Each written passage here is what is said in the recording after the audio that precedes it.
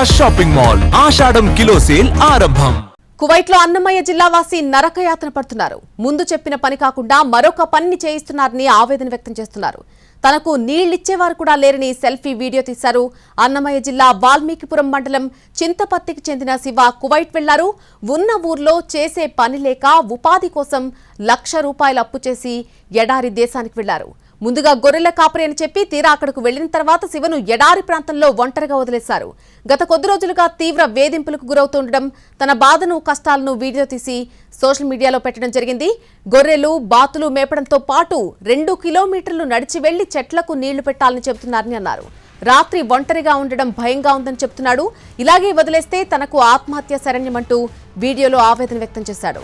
అయితే అతన్ని తిరిగి తీసుకురావడానికి మరొక ₹1,00,000 ఖర్చవుతుందని చెప్పడంతో దిక్కుతోచని స్థితిలో బాధిత కుటుంబం ఉంది.